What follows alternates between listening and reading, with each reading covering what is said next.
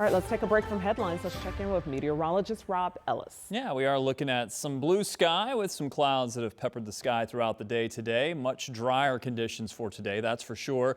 Relatively light winds, some north winds there also helping to maybe ease that humidity just a bit. Still enough out there that we have some clouds in place and expecting a little patchy fog tonight. 70s and 80s, that's where we're currently sitting.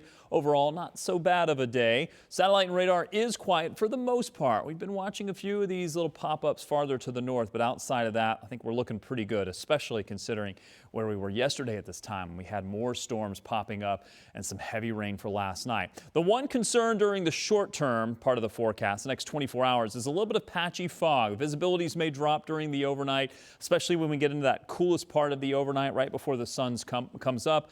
And then we do expect that that'll burn off pretty quickly during the morning, and we may do this again as we get into Saturday night and into Sunday night as well, especially if we do have clear skies. If we have a little bit of leftover cloud cover, that may keep as much from developing, but a little patchy fog is certainly going to be something we'll leave in the forecast for tonight. We'll have to evaluate the next couple of mornings as well beyond that. Partly cloudy skies otherwise. Now this early morning time frame, if you do have some fog locked in, maybe some of those clouds that stay with you early through about midday, but I do expect some sunshine once we get into the afternoon. As far as future track is concerned, well, it's a relatively quiet forecast. There again, there's that chance for a couple of pop-ups even this evening, but I don't think it's going to be quite something to worry about too much. Most of those are going to stay farther to the north, but we'll make mention of it. Overnight, again, quiet, clear skies going to allow the patchy fog to develop. I think Friday should remain a quiet day, expecting some sunshine, maybe some passing clouds. Again, couldn't rule out an isolated shower here and there, but really it's a much drier pattern that we're settling into.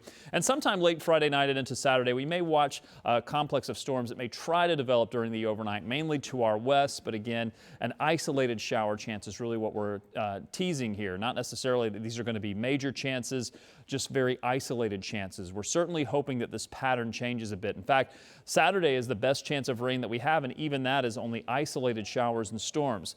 Peak heating of the day, we may have a few of those, but even early in the day, we couldn't rule it out. 81 for the high temperature. And then look at this, 76 for our temperature on Sunday. Now, one thing we may notice once we get through the weekend is that the humidity is going to drop in a big way. You're not only going to be able to see the temperatures cool down, just the daytime highs, but look at the overnight low temperatures. How about some 50s for Monday and Tuesday morning? Certainly some drier air in place, although it looks like scattered thunderstorms return by midweek next week.